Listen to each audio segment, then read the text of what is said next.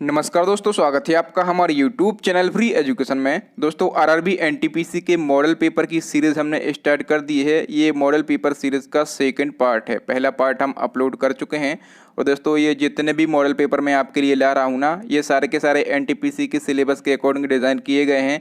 इसमें हमने general knowledge, general science और करंट अफेयर्स से रिलेटेड मोस्ट इंपॉर्टेंट 25 क्वेश्चन को सिलेक्ट किया है। ये 25 क्वेश्चन काफ़ी अच्छे लेवल के क्वेश्चन हैं, इंपॉर्टेंट क्वेश्चन है, प्रीवियस कई एग्जाम में पूछे भी गए हैं और उन क्वेश्चन को हम बिल्कुल डिटेल में विथ एक्स्ट्रा फैक्ट के साथ में हल करेंगे ताकि आपको याद करने की या फिर रटने की ज़रूरत ना पड़े। तो चलिए शुरू कर लेते हैं। नंबर फर्स्ट क्वेश्चन है, दूरदर्शन की स्थापना किस वर्ष की गई थी? तो देखिए दोस्तों, जितने भी क्वेश्चन इस वीडियो लेक्चर में लाया हूँ, यदि आपको किसी भी क्वेश्चन का आंसर पता है तो वीडियो को पॉज करके अपना आंसर लगाएं। इसके बाद मैं आंसर बताऊंगा और क्वेश्चन के रिलेशन में जितने भी एक्स्ट्रा फैक्ट बन सकते हैं सभी को समझाऊंगा। और हाँ, वीडियो के लास्ट में अपना स्कोर जरूर शेयर करें कि आपने 25 में से कितने क्वेश्चन का सही आंसर दिया।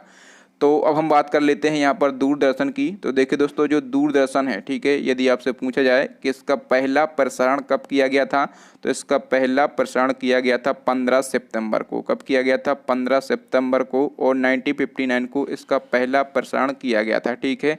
और इसकी स्थापना भी कब की गई थी?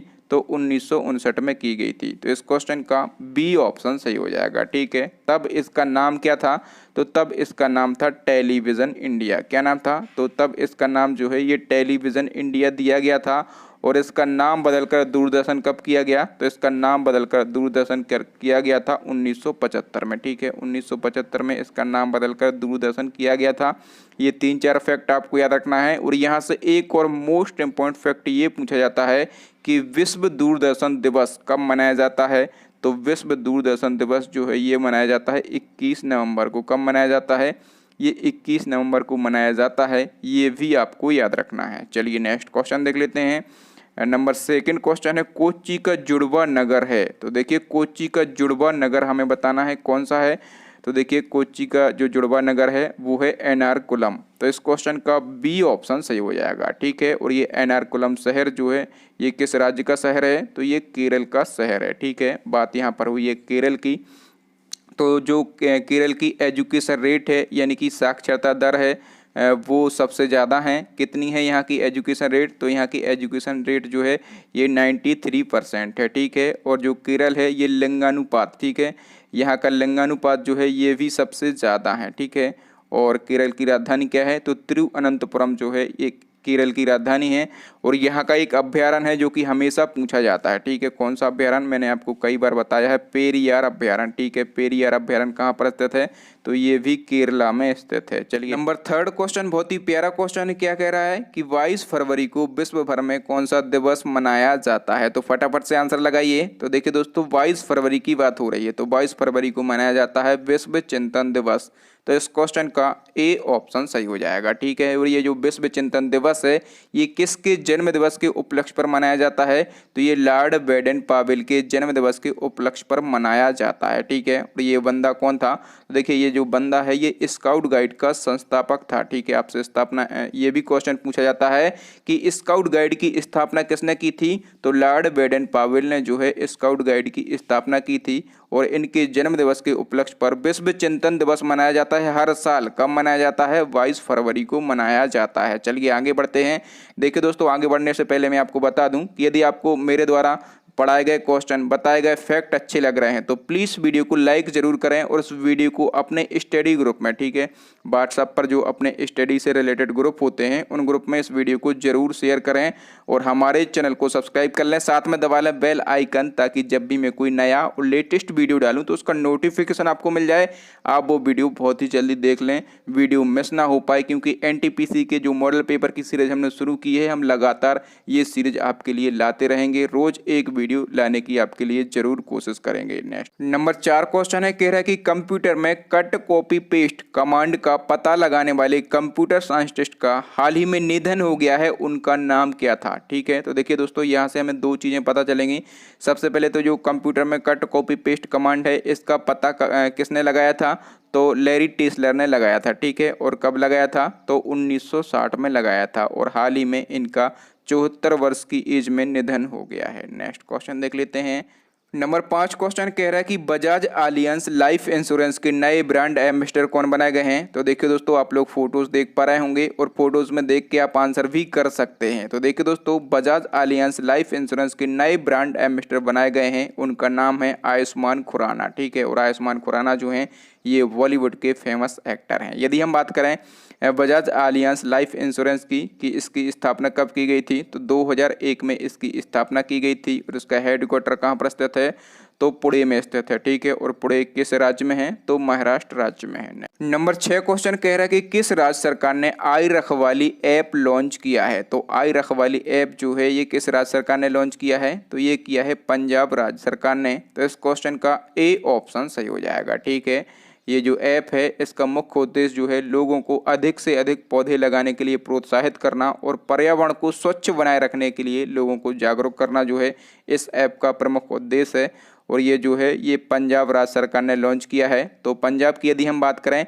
कि इसकी राजधानी क्या है, तो पंजाब की राजधानी है चंडीगढ़। और वर्तमान में पंजाब के मुख्यमंत्री कौन हैं, तो कैप्टन अमरिंदर सिंह जो हैं ये वर्तमान में पंजाब के मुख्यमंत्री हैं। और यहाँ के राज्यपाल कौन हैं, तो विजेंद्र पाल सिंह बदनौर। ठीक है, कौन है, वीपी सिंह बदनौर जो हैं वर्तमान में यहाँ के गवर्नर हैं। नेक्स्ट नंबर 7 क्वेश्चन है मनुष्य के लार में कौन सा एंजाइम पाया जाता है। तो देखिए दोस्तों, ये क्वेश्चन जो है मोस्ट इंपॉर्टेंट क्वेश्चन है और ये क्वेश्चन आपको थोड़ा सा कंफ्यूज कर सकता है। तो सबसे पहले वीडियो को पॉज करके अपना आंसर लगाएं, फिर मैं आंसर बताता हूं। तो देखिए, मनुष्य की लार में जो है ये सभी एंजाइम पाए जाते हैं, डी ऑप्शन सही हो जाएगा। देखिए, जो टाइलिन एंजाइम है इसको ही एमाइलेज एंजाइम कहा जाता है और इसको जो है पटियालीन एंजाइम कहा जाता है। ठीक है, तो आंसर क्या हो जाएगा, उपयुक्त तो सभी एंजाइम जो हैं ये लार में पाए जाते हैं। ठीक है, यदि आपसे पूछा जाए कि लार में कौन सा एंजाइम पाया जाता है, तो तीनों एंजाइम के नाम आपको याद रखना है क्योंकि ये जो है ये टाइलिन एंजाइम के ही नाम हैं। नेक्स्ट क्वेश्चन देख लेते हैं। नंबर 8 क्वेश्चन है दांतों के अध्ययन को क्या कहा जाता है। तो देखिए दोस्तों, दांतों के अध्ययन को कहा जाता है ओडोंटोलॉजी। तो इस क्वेश्चन का ए ऑप्शन सही हो जाएगा। ठीक है, नंबर बी पे क्या लिखा है, एंथोलॉजी। और एंथोलॉजी किसे कहा जाता है, तो फूलों के अध्ययन को। ठीक है, किसके अध्ययन के, फूलों के अध्ययन को क्या बोलते हैं दोस्तों, तो एंथोलॉजी बोलते हैं। ठीक है, नंबर सी पे क्या लिखा है, एस्ट्रोनॉमी। तो एस्ट्रोनॉमी किसे बोलते हैं, देखिए जो खगोलीय पिंड होते हैं। ठीक है, तो खगोलीय पिंडों के अध्ययन को हम क्या बोलते हैं, एस्ट्रोनॉमी बोलते हैं। लिख लीजिए, कहीं पे ये क्वेश्चन पूछे ही जाते हैं। और नंबर डी पे क्या लिखा है, ओरोलॉजी। तो ओरोलॉजी किसको बोलते हैं, पर्वतों के अध्ययन को। ठीक है, पर्वतों के अध्ययन को क्या बोला जाता है मेरे प्यारे दोस्तों, तो ओरोलॉजी बोला जाता है। नेक्स्ट क्वेश्चन देख लेते हैं। नंबर 9 क्वेश्चन कह रहा है कि अग्निशमन वस्त्र यानी कि फायर सेफ्टी क्लॉथ्स बनाए जाते हैं, किसके बनाए जाते हैं ये क्लॉथ, तो ये बनाए जाते हैं एस्बेस्टस के। किसके बनाए जाते हैं, एस्बेस्टस के बनाए जाते हैं। वी ऑप्शन सही हो जाएगा। ठीक है, ये जो एस्बेस्टस है ये पदार्थ जो है ये आग में जलता नहीं है। ठीक है, ये आग में जलता नहीं है, इसलिए जो फायर सेफ्टी क्लॉथ होते हैं ये एस्बेस्टस के बनाए जाते हैं। ठीक है, आपसे क्वेश्चन एक और पूछा जाता है कि एस्बेस्टस का सबसे बड़ा उत्पादक देश कौन सा है, यानी कि एस्बेस्टस का सबसे ज़्यादा उत्पादन जो है ये किस देश में किया जाता है, तो ये कहाँ पर किया जाता है मेरे प्यारे दोस्तों, रूस में किया जाता है। और विश्व के कुल उत्पादन का 55% जो है उत्पादन रूस में किया जाता है। नेक्स्ट क्वेश्चन देख लेते हैं।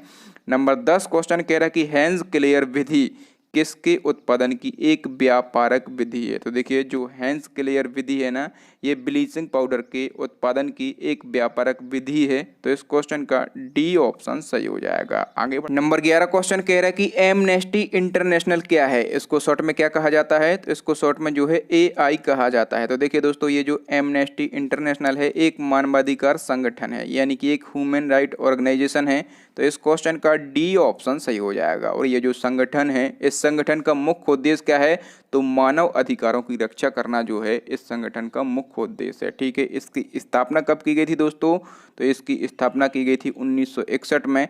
और इसका हेडक्वार्टर कहाँ पर है, तो इसका हेडक्वार्टर जो है ये लंदन में स्थित है। ठीक है, और ये क्वेश्चन इसलिए इम्पोर्टेंट है क्योंकि ये जो संगठन है, ये जो ऑर्गेनाइजेशन है, इसको नोबेल पुरस्कार दिया गया था। कब दिया गया था, 1971 में इसको शांति के क्षेत्र में, किस क्षेत्र में, तो 1971 में इस संगठन को शांति के क्षेत्र में नोबेल पुरस्कार दिया गया था। नेक्स्ट क्वेश्चन देख लेते हैं। नेक्स्ट क्वेश्चन है निम्न में से कौन सी PSU कंपनियां भारत में EVM का निर्माण करती हैं। तो देखिए, मैं आपको बता दूं EVM यानी कि इलेक्ट्रॉनिक वोटिंग मशीन और इसका निर्माण जो है भारत में 2 कंपनियां करती हैं। कौन कौन सी कंपनियां? एक तो भारत इलेक्ट्रॉनिक लिमिटेड और दूसरी जो है इलेक्ट्रॉनिक कॉरपोरेशन ऑफ इंडिया। ठीक है, ये जो 2 कंपनियां हैं ये भारत में जो है ईवीएम का निर्माण करती हैं। तो इस क्वेश्चन का सी ऑप्शन से हो जाएगा, उपर्युक्त दोनों कंपनियां। और यहाँ पर 2 टर्म यूज हुए हैं। तो एक तो हुआ है PSU, इसका फुल फॉर्म क्या होता है? इसका फुल फॉर्म होता है पब्लिक सेक्टर अंडरटेकिंग। और यहाँ पर एक फैक्ट हुआ है EVM, इसका फुल फॉर्म क्या होता है? Electronic voting machine. ये तो सभी लोग जानते होंगे। नेक्स्ट क्वेश्चन कह रहा है कि दाचीगम राष्ट्रीय उद्यान कहाँ स्थित है? तो जो दाचीगम राष्ट्रीय उद्यान है ये जम्मू कश्मीर में स्थित है। कहाँ पर? जम्मू कश्मीर में स्थित है। तो इस क्वेश्चन का ए ऑप्शन सही हो जाएगा। देखिए एक बार क्वेश्चन क्या पूछा गया था कि ये जो दाचीगम है, ठीक है, ये जो दाचीगम है इसका अर्थ क्या होता है? तो दाचीगम का अर्थ होता है 10 गाँव। क्या होता है? 10 गांव जो है ये दाचीगम शब्द का अर्थ होता है। ठीक है, और ये जो नेशनल पार्क है यहाँ पर हंगुल या फिर कश्मीरी हिरण पाए जाते हैं। ठीक है, ये क्वेश्चन भी पूछा जाता है कि हिरण की एक प्रजाति है हंगुल या फिर कश्मीरी। ठीक है, ये कहाँ पर पाए जाते हैं? तो ये जो हैं ये दाचीगम नेशनल पार्क में पाए जाते हैं। और ये जो नेशनल पार्क है इसकी स्थापना कब की गई थी? तो 1981 में इसकी स्थापना की गई थी। नेक्स्ट क्वेश्चन देख लेते हैं। नंबर 14 क्वेश्चन कह रहा है कि भारत का पहला न्यूट्रॉन रिएक्टर कौन सा है? तो भारत का पहला न्यूट्रॉन रिएक्टर जो है उसका नाम है कामनी। क्या नाम है? कामनी इसका नाम है। और ये भारत का पहला न्यूट्रॉन रिएक्टर है, इसलिए क्वेश्चन और भी ज़्यादा इम्पोर्टेंट हो जाता है। और यदि हम बात करें कि ये जो न्यूट्रॉन रिएक्टर है कामनी ये कहाँ पर स्थित है? तो ये चेन्नई में स्थित है। ठीक है, और इसकी स्थापना कब की गई थी? तो 1988 में इसकी स्थापना की गई थी। देखिए दोस्तों यहाँ नंबर बी पे क्या लिखा है? अप्सरा। ठीक है, ये भी इम्पोर्टेंट है क्योंकि ये भारत का पहला परमाणु रिएक्टर है। भारत का पहला परमाणु रिएक्टर यदि पूछा जाए तो उसका नाम क्या है? अप्सरा उसका नाम है। और ये कहाँ पर स्थित है? तो ये जो अप्सरा है ये कानपुर में स्थित है। और इसकी स्थापना कब की गई थी? तो 1956 में इसकी स्थापना की गई थी। दोनों फैक्ट मोस्ट इम्पोर्टेंट फैक्ट हैं। और ये कहाँ पर स्थित हैं और इनकी स्थापना कब की गई थी, ये सभी बातें हमें याद रखना है। ठीक है, क्योंकि जो मैं फैक्ट बताता हूँ सारे के सारे फैक्ट अपने आप में एक क्वेश्चन डेवलप करते हैं और हर फैक्ट आपको 1 नंबर दिला सकता है। नेक्स्ट क्वेश्चन देख लेते हैं। नंबर 15 क्वेश्चन कह रहा है कि विश्व का सबसे बड़ा भूतापीय ऊर्जा प्लांट किस देश में स्थित है? तो विश्व का सबसे बड़ा भूतापीय ऊर्जा प्लांट जो है ये अमेरिका के कैलिफोर्निया में स्थित है। कहाँ पर? अमेरिका के कैलिफोर्निया में स्थित है। ए ऑप्शन सही हो जाएगा। नंबर 16 क्वेश्चन कह रहा है कि निम्न में से कौन मानव शरीर में नलिका रहित ग्रंथि है? तो कौन सी ग्रंथि होती है जो कि नलिका रहित होती है? तो देखिए मैं आपको बता दूं, जो अंतःस्रावी ग्रंथियां होती हैं, जो एंडोक्राइन ग्लैंड होती हैं, ये जो हैं ये नलिका रहित होती हैं। ये ग्रंथियां क्या करती हैं? तो ये ग्रंथियां जो हैं हार्मोन को सीधे रक्त में स्रावित करती हैं। ठीक है, इनको किसी भी प्रकार की नलिका की जरूरत नहीं होती। ये क्वेश्चन जो है कई बार पूछा गया है। ठीक है, तो नलिका रहित ग्रंथि कौन सी होती है? अंतःस्रावी ग्रंथियां, या फिर इनको हम क्या बोलते हैं? एंडोक्राइन ग्लैंड बोलते हैं। याद रखेंगे, मोस्ट इंपॉर्टेंट क्वेश्चन रहेगा आपके एग्जाम की दृष्टि से। नेक्स्ट क्वेश्चन देख लेते हैं। नंबर 17 क्वेश्चन कह रहा है कि यूजीसी एंटी रैगिंग हेल्पलाइन की रिपोर्ट के मुताबिक रैगिंग के मामले में भारत का कौन सा राज्य जो है पहले स्थान पर है? तो रैगिंग के मामले की यदि हम बात करें तो रैगिंग के मामले में जो है उत्तर प्रदेश पहले स्थान पर है।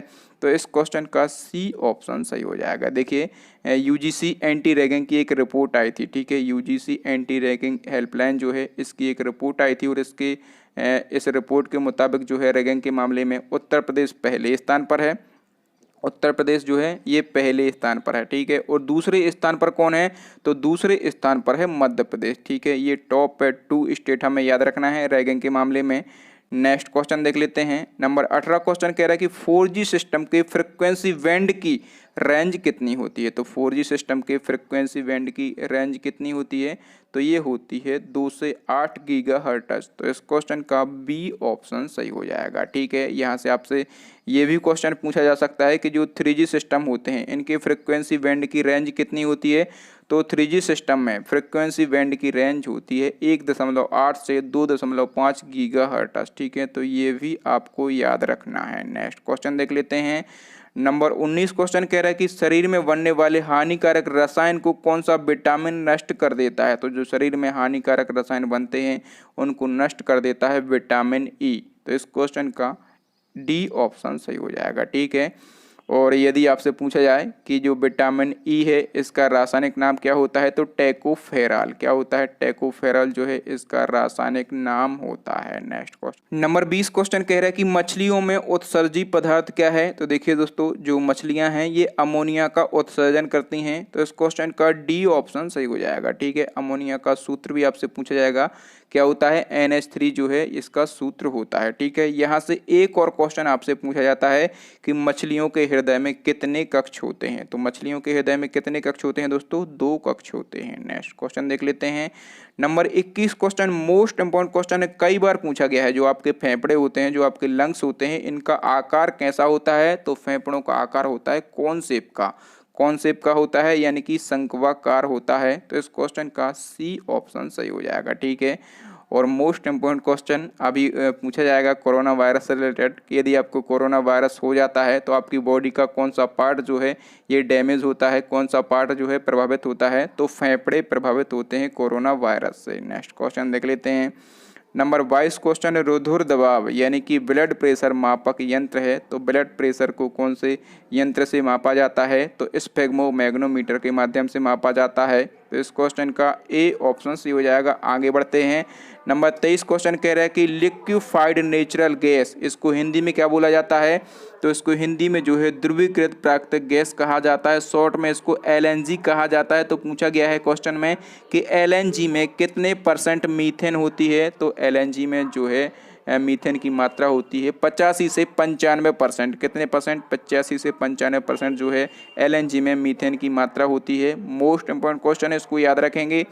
नंबर 24 क्वेश्चन कह रहा है कि चाय के पौधे का वैज्ञानिक नाम क्या है। तो देखिए दोस्तों, क्वेश्चन का लेवल देख के आप समझ पा रहे होंगे कि जितने भी क्वेश्चन मैं लाया हूं वो कितने इंपॉर्टेंट हो सकते हैं आपके एग्जाम में। और दोस्तों मैं गारंटी से बोलता हूं, यदि आप हमारे सारे वीडियो देखते हैं तो आप NTPC या फिर ग्रुप डी या फिर SSC या फिर दिल्ली पुलिस किसी भी एग्जाम की तैयारी कर रहे हैं, वहाँ पर आप अच्छा स्कोर करके ज़रूर आएंगे। तो हम बात कर रहे थे चाय के पौधे की वैज्ञानिक नाम की, तो इसका वैज्ञानिक नाम होता है थियासाइनेंसिस। तो इस क्वेश्चन का ए ऑप्शन सही हो जाएगा। ठीक है, और नंबर बी पे क्या लिखा है? वाइटिस विनिफेरा, ये किसका वैज्ञानिक नाम होता है दोस्तों? तो ये अंगूर का वैज्ञानिक नाम होता है। ठीक है, और नंबर सी पे क्या लिखा है? गोसिपियम हर्बेसियम। ठीक है, ये हमेशा पूछा जाता है। तो ये किसका वैज्ञानिक नाम होता है? ये कपास का वैज्ञानिक नाम होता है। ठीक है, और यहाँ पर दोस्तों बात हुई थी चाय की। तो चाय का उत्पादन सबसे ज़्यादा किस राज्य में किया जाता है? तो दोस्तों असम में किया जाता है। चाय के लिए सबसे ज़्यादा कौन सी मिट्टी उपयुक्त होती है? तो लेटेराइट मिट्टी जो है ये चाय के उत्पादन के लिए सबसे ज़्यादा उपयुक्त होती है। सारे फैक्ट आपको याद रखना है। नेक्स्ट क्वेश्चन देख लेते हैं। नंबर 25 क्वेश्चन क्या कह रहा है कि सिंधु घाटी सभ्यता में कौन सी जगह पर उत्तम जल निकास प्रणाली की व्यवस्था थी? तो उत्तम जल निकास प्रणाली की व्यवस्था जो है ये कौन से स्थान पर थी? तो ये धौलावीरा में थी। तो इस क्वेश्चन का ए ऑप्शन सही हो जाएगा। ठीक है, क्वेश्चन आपसे ये भी पूछा जाता है कि जो धौलावीरा है ये कहाँ पर स्थित है? तो ये जो धौलावीरा है ये वर्तमान में गुजरात के कच्छ जिले में स्थित है। कहाँ पर? गुजरात के कच्छ जिले में स्थित है। और यहाँ से कौन कौन से साक्ष्य मिले थे? कुछ भी पूछ सकता है आपके एग्जाम में। तो यहाँ से जो है फेमस 4 साक्ष्य मिले थे। कौन कौन से? एक तो यहाँ पर अनूठी जल निकासी की व्यवस्था मिली थी। दूसरा यहाँ पर एक बड़ा स्नानागार मिला था। तीसरा यहाँ पर जो है हड़प्पा सभ्यता का शिलालेख मिला था, सबसे बड़ा। ठीक है, यहाँ पर सबसे बड़ा हड़प्पा सभ्यता का शिलालेख मिला था। और यहाँ पर एक स्टेडियम मिला था। ठीक है, ये 4 प्रमुख साक्ष्य जो हैं ये धौलावीरा से प्राप्त हुए थे। तो दोस्तों आज के लिए इतना ही। अब नेक्स्ट एंड लास्ट क्वेश्चन है आपके लिए चैलेंजिंग क्वेश्चन है, इसका आंसर आपको कमेंट करके बताना है। क्वेश्चन कह रहा है कि कौन सा देश राष्ट्रमंडल का 54वां सदस्य देश बना है? ठीक है, इसका आंसर मैंने बताया है। और यदि आपको इसका आंसर पता हो, ठीक है, इन 4 देश में से जो भी देश इसका आंसर हो, आपको उस देश की राजधानी भी लिखना है और उस देश की आपको करेंसी भी लिखना है। तो थैंक यू दोस्तों, वीडियो देखने के लिए बहुत बहुत धन्यवाद। आपको वीडियो कैसा लगा ईमानदारी से हमें कमेंट करके ज़रूर बताएं। और यदि आपको वीडियो अच्छा लगा हो तो वीडियो को बिना लाइक किए नहीं जाना है। ठीक है, वीडियो को लाइक करके ही जाना है। और इस वीडियो के साथ क्या करना है आपको, तो आपके पास आपके व्हाट्सएप ग्रुप में जितने भी स्टडी वाले ग्रुप हों सभी में इस वीडियो को शेयर करना है। और अपने दोस्तों को भी शेयर करना है जो भी NTPC की तैयारी कर रहे हों, तो उन सभी दोस्तों को शेयर करें। और हमारे चैनल को सब्सक्राइब करने के साथ साथ बेल आइकन जरूर दबा लें। ठीक है, बेल आइकन दबाने से क्या होगा कि जब भी मैं कोई नया और लेटेस्ट वीडियो डालूंगा तो उसका नोटिफिकेशन आपको मिल जाएगा और आप वो वीडियो सबसे पहले देख पाएंगे। और दोस्तों क्या करना है कि इसी प्रकार के इंपॉर्टेंट वीडियो देखने के लिए हमारी प्लेलिस्ट को जरूर विजिट कर लेना है। प्लेलिस्ट की लिंक कहाँ पर मिल जाएगी, तो यहाँ पर आई बटन में मिल जाएगी या फिर नीचे डिस्क्रिप्शन में मिल जाएगी।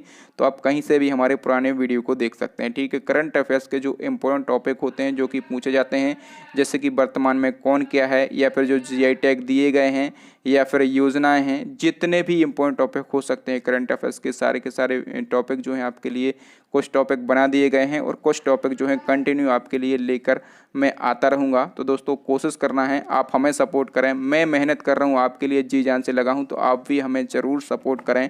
तो थैंक यू दोस्तों, मिलते हैं अगले वीडियो में। तब तक के लिए जय हिंद, जय भारत, वंदे मातरम।